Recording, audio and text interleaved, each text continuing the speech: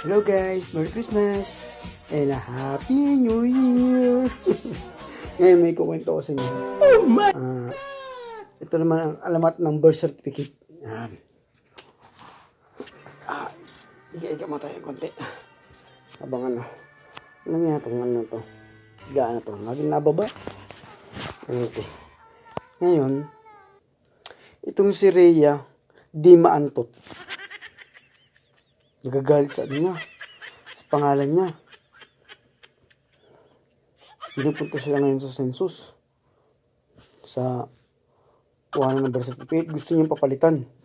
Sabi ng magsi-census, hindi ka basta-basta makakapagpalit ng pangalan mo hanggat di ka nagpupunta sa attorney, palagay ng notary, para palitan ng pangalan mo. At saka magbabayad ka. Galit na galit si Rhea. Yan.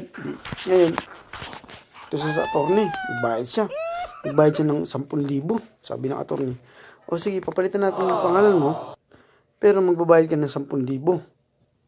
Wala pong problema. Kahit magkano pa yan, basta mapalitan yung pangalan ko. Mapalitan yung Rhea di maantot.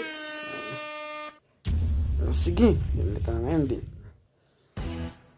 Hindi okay na notary, lahat ng lahat ng pwedeng pumirma, pinapirma na, lahat tapos nagbayad si Rhea. Di tuwan-tuwa na ngayon si Rhea dahil napalitan na yung pangalan niya Ngayon, yung pupunta na sila ngayon dun sa kuhanan ng yung NSO, kuhanan ng birth certificate para makita, kasi abroad nga siya, makita yung niya, yung pangalan niya at napalitan na ng yung dating Rhea di maantot, napalitan na ngayon. Pagtingin niya, pila siya, haba ng pila Siyempre, excited, di ba? Siyempre, napalitan na nga naman pala yung pangalan niya, di ba? Gusto niya, siyempre, pangit ng mga talaga Bili mo, pangalan is Rhea di maantot. Kaya kahit na sino, tatawanan, di ba? Magkatawanan yung mga mga tao. Dito na ngayon. Pagdating niya doon, tinawag yung number niya. Number 63. Ako po yun. Tapos ako yun.